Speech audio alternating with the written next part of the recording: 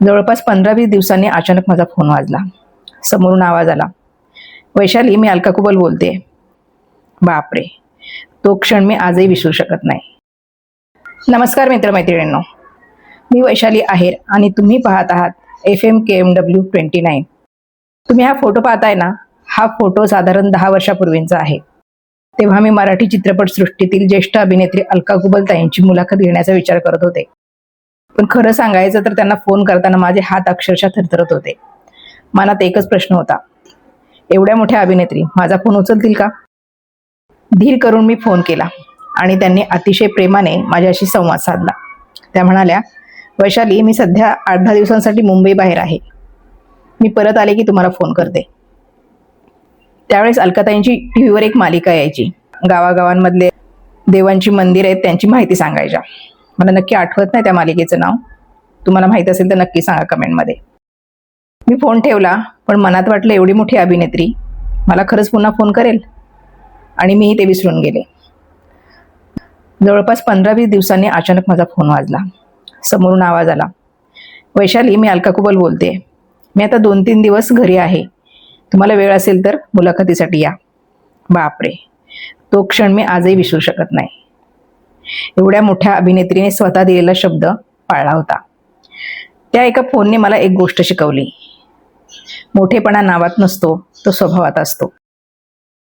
जेव्हा मी त्यांच्या घरी पोहोचले तेव्हाही अगदी घरच्यासारखं स्वागत झालं.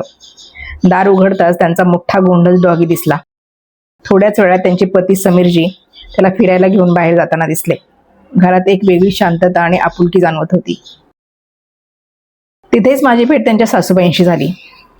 त्यावेळी त्यांचं वय जवळपास 80 वर्षाच्या आसपास असावं.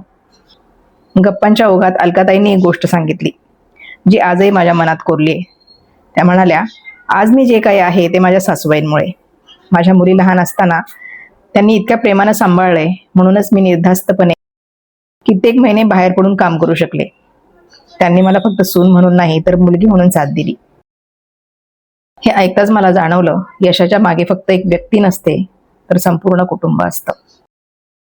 आणि त्यानंतर आमच्या गप्पा त्यांच्या अभिनय प्रवासात रंगल्या. माहेरची साडी या चित्रपटानं त्यांना महाराष्ट्राच्या कानाकोपऱ्यात पोहोचवलं. पण त्याआधी अलकाताईंचे जवळजवळ 40 चित्रपट प्रदर्शित झालेले होते, हे मला त्या दिवशी कळलं. माहेरच्या साडीमुळे प्रत्येक घरात त्यांचं नाव पोहोचलं. अनेक महिलांनी त्यांच्यात स्वतःचं प्रतिबिंब पाहिलं. अनेक चित्रपट, मालिका आणि सामाजिक कामांमधून त्यांनी प्रेक्षकांच्या मनात स्थान निर्माण केलं. पण त्या दिवशी मला सर्वात जास्त भावलं ते त्यांचं स्टारडम नव्हतं, तर त्यांचा साधेपणा, दिलेला शब्द पाळण्याची सवय आणि प्रत्येक माणसाशी माणुसकीने वागण्याची वृत्ती. आजही हा फोटो पाहिला की मला कॅमेरासमोरची अभिनेत्री नाही आठवत. आठवतात त्या साध्या, प्रेमळ आणि शब्दाला जागणाऱ्या अलकाताई. काही फोटो फक्त आठवणी नसतात ना, त्या आयुष्यभरासाठी मिळायला एक जीवनधडा असतो. हा फोटो माझ्यासाठी तसाच आहे. पुढे त्यांच्या अभिनय प्रवासाविषयी बोलताना त्यांनी बालकलाकार म्हणून नटसम्राट, संध्याछाया, वेडा वृंदावन यासारख्या नाटकांपासून सुरुवात झाल्याचं सांगितलं. त्यांचं बालपण गोरेगावमध्येच गेलेलं आहे. श्रीधन या चित्रपटातून व्यावसायिक अभिनेत्री म्हणून चित्रपटसृष्टीत त्यांनी प्रवेश केला. लेक चालली सासरला, तुझ्या वाचून करमेना, कमाल माझ्या बायकोची अशा चित्रपटांनी त्यांना ओळख मिळवून दिली. त्यांनी दूरदर्शनवर अमृतवेल, युगंधरा, बंदिनी, एरे एरे पैसा, आकाश झेप या मालिकांमध्ये प्रभावी भूमिका साकारल्या. पुढे दर्शन या कार्यक्रमातून, हो मगाशी मला आठवलं नाही बघा, तेच पुढे दर्शन या कार्यक्रमातून महाराष्ट्रातील मंदिरांची सफर त्यांनी रसिकांना घडवली. त्याच वेळेस मी त्यांना फोन केला होता, बरोबर. वैयक्तिक आयुष्याविषयी बोलताना त्यांनी आपल्या पती समीर आठले यांच्याविषयी सांगितलं. समीर यांचा प्रामाणिकपणा मला जिंकून गेला, असं त्या हसत म्हणाल्या. आज त्यांच्या 2 मुली आपापल्या क्षेत्रात यशस्वी आहेत. एक पायलट तर दुसरी वैद्यकीय क्षेत्रात. त्यांच्याशी गप्पा होत असताना कास्टिंग काउच या विषयावर त्यांनी स्पष्ट मत मांडलं.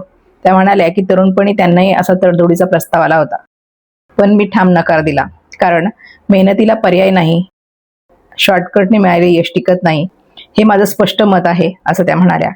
पडद्यावर सोशिक स्त्रीची भूमिका साकारणाऱ्या अलकाताई प्रत्यक्ष आयुष्यात मात्र अत्यंत स्पष्ट वक्त्या आणि अन्यायाविरुद्ध उभ्या राहणाऱ्या आहेत. मी त्यांना विचारलं होतं, तुम्ही खूप धार्मिक आहात का, असं प्रश्न विचारला होता. तेव्हा त्या म्हणाल्या, देवधर्म जरूर करावा, पण माणुसकी कधी विसरू नये. जातपात न करता माणसावर प्रेम करावं, पाण्याची बचत करा आणि मुलींना संस्कारासोबत स्वसंरक्षणाचं प्रशिक्षण द्या, हे त्या आवर्जून बोलल्या होत्या. अलकाताई म्हणाल्या, माहेरच्या साडीसाठी दुसऱ्या अभिनेत्रीचा म्हणजे मला असं वाटतंय की मी ऐकलेलं आहे, अभिनेत्री भाग्यश्रीचा विचार सुरू होता. निर्माते जवळजवळ 6 महिने थांबले, पण शेवटी काही ज्येष्ठ सहकाऱ्यांनी अलकाताईंचं नाव सुचवलं आणि इतिहास घडला. त्या स्वतः म्हणतात, हा चित्रपट माझ्या नशिबात योगायोगाने आला. माहेरची साडी प्रदर्शित झाल्यावर त्या सांगतात, पहिले काही दिवस थिएटरमध्ये गर्दीच नव्हती, पण विजय कोंडके यांनी चित्रपट उतरवला नाही. 51 दिवस तरी चालवायचाच असा त्यांचा निर्णय होता आणि इचलकरंजीपासून सुरू झालेली गर्दी नंतर संपूर्ण महाराष्ट्रात पसरली. आपण पडद्यावर त्यांना रडताना पाहिलंय, पण त्या सांगत होत्या, उन्हाळ्यात दुपारी शूटिंग बंद असायचं, सगळे कलाकार मिळून कॅरम खेळायचो, खूप हसायचो, धमाल करायचो.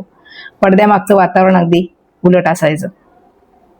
समीर आठेले आणि त्या दोघं एकमेकांना आवडायचे, पण समीरजी खूप अबोल, लग्नाबद्दल काहीच बोलायचे नाहीत. शेवटी अलकाताईच म्हणाल्या, अरे एकदा विचार तरी, आणि मग त्या दोघांचं लग्न ठरलं. पडद्यावरच्या रडूबाई प्रत्यक्षात कशा आहेत हा प्रश्न मी त्यांना विचारला. त्या लगेच हसल्या. मी अजिबात तशी नाहीये, मी खूप डॅशिंग आहे, अन्याय सहन करत नाही. हे उत्तर ऐकून मला आश्चर्यच वाटलं. त्या म्हणाल्या, रडायचे मला पैसे मिळतात, माझी भूमिका आहे ती, त्यामुळे मी ते करते, पण मी प्रत्यक्षात तशी अजिबात नाहीये बरं का. अनेकांना अलकाताईंची एक गोष्ट माहीत नाहीये. त्यांनी गाडी घेतली होती आणि 2 तासातच त्यांचा मोठा अपघात झाला. गाडीचा चक्काचूर झाला. नंतर मणक्याचं मोठं ऑपरेशन झालं होतं. त्यातून त्या पुन्हा उभ्या राहिल्या. त्यांनी चित्रपट निर्मिती मार्केटिंग कंपनी सुद्धा सुरू केली होती. अनेक मराठी चित्रपटांचं ग्रामीण महाराष्ट्रात त्या ब्रँडिंग करत असतात, हे फार कमी लोकांना माहीत आहे. अलकाताईंना आपण अभिनेत्री म्हणून सगळेच ओळखतो, पण त्यांच्या घरी बसून गप्पा मारताना एक वेगळीच व्यक्ती भेटली. दिलेला शब्द पाळणारी, कुटुंबाला सर्वात मोठं स्थान देणारी, यशाचं श्रेय स्वतः न घेता इतरांना देणारी आणि आजही जमिनीवर पाय असलेली अभिनेत्री. म्हणूनच कदाचित महाराष्ट्र त्यांना फक्त अभिनेत्री म्हणून नाही, तर घरातील एक व्यक्ती म्हणून प्रेम करतो. अलकाताईंना पुढील वाटचालीस खूप साऱ्या शुभेच्छा. पुन्हा भेटूया पुढच्या व्हिडिओमध्ये अशाच आठवणीसोबत. मला कुठल्या कलाकाराबद्दल जाणून घ्यायला आवडेल तेही सांगा. पुन्हा भेटूया पुढच्या भागात. तोपर्यंत पाहत FM KMW 29. धन्यवाद.